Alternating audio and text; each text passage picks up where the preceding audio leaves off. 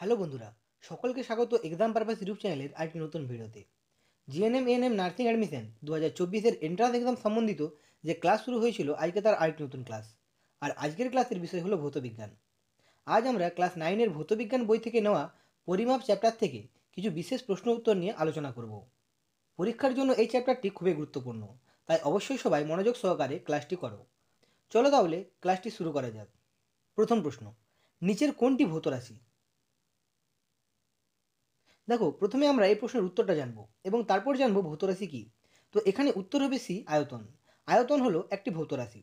ভৌত রাশি হলো পরিমাপযোগ্য যে কোনো প্রাকৃতিক বিষয়কে আমরা ভৌত রাশি বলতে পারি, যেমন দৈর্ঘ্য, ভর, আয়তন, সময় ইত্যাদি।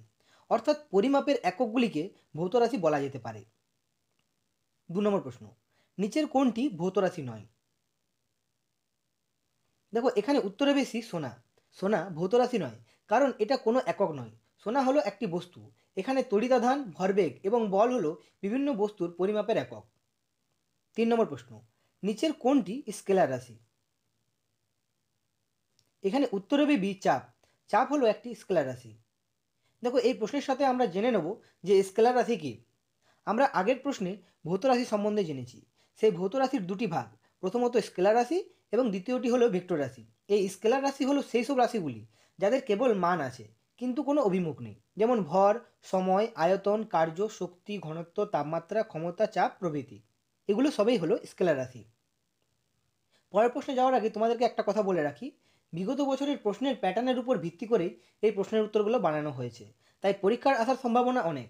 সবাই অবশ্যই মনোযোগ সহকারে ক্লাসগুলি করো এবং পারলে প্রশ্ন উত্তরগুলো খাতায় লিখে নাও, যাতে পরে পরীক্ষার আগে তোমাদের পড়তে সুবিধা হয়। 4 নম্বর প্রশ্ন, নিচের কোনটি ভেক্টর রাশি? এখানে উত্তর হবে বি, ওজন। ওজন হলো একটি ভেক্টর রাশি। দেখো, এই ভেক্টর রাশি হলো সেই সব রাশিগুলি যাদের মান ও অভিমুখ দুই আছে এবং যে রাশিগুলি শুধুমাত্র ভেক্টর বীজগণিতের নিয়ম মেনে চলে, যেমন বল, সরণ, ত্বরণ, ওজন, ভরবেগ, গতিবেগ প্রভৃতি। 5 নম্বর প্রশ্ন, নিচের কোন রাশিটির একক নেই? এখানে উত্তরে বেশি আপেক্ষিক গুরুত্ব। আপেক্ষিক গুরুত্ব রাশিটির কোনো একক নেই। 6 নম্বর প্রশ্ন, নিউটন কোন রাশির একক? এখানে উত্তর হবে ডি, বল। বলের এসআই একক হলো নিউটন, আর বলের সিজিএস একক হলো ডাইন। 7 নম্বর প্রশ্ন, কোন উষ্ণতায় জলের ঘনত্ব সবচেয়ে বেশি? এখানে উত্তর হবে বি, 277 কে বা 277 কেলভিন। 277 কেলভিন উষ্ণতায় জলের ঘনত্ব সবচেয়ে বেশি। দেখো, এখানে আরেকটা প্রশ্ন করা যেতে পারে, কোন উষ্ণতায় 1 কেজি বিশুদ্ধ জলের আয়তনকে 1 লিটার ধরা হয়? তো সেখানেও উত্তর হবে 277 কেলভিন। এখানে মেন প্রশ্নগুলোর সাথে আমি যে সাব প্রশ্নগুলো তোমাদেরকে দিচ্ছি সেগুলোও অবশ্যই খাতায় লিখে নিও। চলো তাহলে পরের প্রশ্নে যাওয়া যাক। 8 নম্বর প্রশ্ন, কোনো বস্তুর ভর এম, আয়তন ভি এবং ঘনত্ব ডি হলে তাদের সম্পর্ক কী? এখানে উত্তর হবে এ, এম ইজিক্যাল টু ডিভি। অর্থাৎ বস্তুর ভর ইজিক্যাল টু ঘনত্ব ইন্টু আয়তন। 9 নম্বর প্রশ্ন, কোনটি দীপন প্রাবল্যের একক? এখানে উত্তর হবে বি, ক্যান্ডেলা। ক্যান্ডেলা হলো দীপন প্রাবল্যের একক। 10 নম্বর প্রশ্ন, 1 মাইক্রন সমান কত ন্যানোমিটার? এখানে উত্তর হবে এ, 1 মাইক্রন সমান 10⁻³ ন্যানোমিটার। 11 নম্বর প্রশ্ন, দৈর্ঘ্যের সবচেয়ে ছোট এককটি হলো? এখানে উত্তর হবে বি, ফেমটোমিটার। দৈর্ঘ্যের সবচেয়ে ছোট এককটি হলো ফেমটোমিটার, আর দৈর্ঘ্যের সবচেয়ে বড় এককটি হলো পারসেক। মহাকাশবিদ্যায় তারাদের দূরত্ব পরিমাপের জন্য পারসেক ব্যবহৃত হয়। 12 নম্বর প্রশ্ন, চন্দ্রশেখর সীমা এককটি নিচের কোন ভৌত রাশি পরিমাপ করার জন্য ব্যবহার করা হয়? এখানে উত্তর হবে সি, ভর। চন্দ্রশেখর সীমা এককটি ভরের পরিমাপ করার জন্য ব্যবহার করা হয়। 13 নম্বর প্রশ্ন, mt⁻², যে ভৌত রাশির মাত্রীয় সংকেত তা হলো? এখানে উত্তর হবে বি, ত্বরণ। mt⁻², ত্বরণ রাশির মাত্রীয় সংকেত।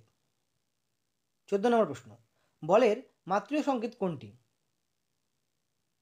এখানে উত্তর হবে বি, mlt⁻²। বলের মাত্রীয় সংকেত হলো mlt⁻²। 15 নম্বর প্রশ্ন, নিচের কোনটি মাত্রাবিহীন রাশি? এখানে উত্তর হবে সি, পারমাণবিক ভর। পারমাণবিক ভর হলো মাত্রাবিহীন রাশি। 16 নম্বর প্রশ্ন, নিচের কোন যন্ত্রটি অভিকর্ষহীন স্থানে কাজ করে না। এখানে উত্তর হবে ডি, স্প্রিং তুলা। স্প্রিং তুলা যন্ত্রটি অভিকর্ষহীন স্থানে কাজ করে না। 17 নম্বর প্রশ্ন, কোন রাশিটির মাত্রা নেই কিন্তু একক আছে? এখানে উত্তর হবে সি, ঘনকোণ। ঘনকোণ রাশিটির মাত্রা নেই কিন্তু একক আছে। 18 নম্বর প্রশ্ন, পৃথিবী থেকে গ্রহ, উপগ্রহ ও নিকটবর্তী নক্ষত্রের দূরত্ব মাপার সুবিধাজনক এককটি হল? এখানে উত্তর হবে সি, অ্যাস্ট্রোনমিক্যাল একক বা এইউ। পৃথিবী থেকে গ্রহ, উপগ্রহ ও নিকটবর্তী নক্ষত্রের দূরত্ব মাপার সুবিধাজনক এককটি হল অ্যাস্ট্রোনমিক্যাল একক বা এইউ।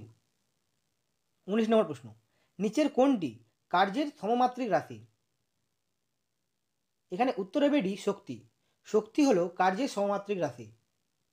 20 নম্বর প্রশ্ন, সাধারণ তুলাযন্ত্রের সাহায্যে নিচের কোন ভৌত রাশির পরিমাপ করা হয়? এখানে উত্তর হবে বি, বস্তুর ভর। সাধারণ তুলাযন্ত্রের সাহায্যে বস্তুর ভরের পরিমাপ করা হয়। ভৌতবিজ্ঞানের আজকের এই ক্লাসটি এতটাই। এই ক্লাস সম্বন্ধিত তোমাদের কোনো প্রশ্ন থাকলে অবশ্যই আমাকে কমেন্ট করে কমেন্ট বক্সে জানাও। আর আজকের এই ক্লাসটি তোমাদের উপকারী মনে হলে অবশ্যই ভিডিওটিকে একটি লাইক করে চ্যানেলটাকে সাবস্ক্রাইব করে পাশে থাকা বেল আইকনটি প্রেস করে নোটিফিকেশন বেল অন করে দাও, যাতে করে আমার পরবর্তী ভিডিও নোটিফিকেশন সবার আগে তোমার কাছে পৌঁছে যায়। আবার দেখা হবে পরবর্তী ভিডিওতে। ধন্যবাদ, সকলে খুব ভালো থেকো।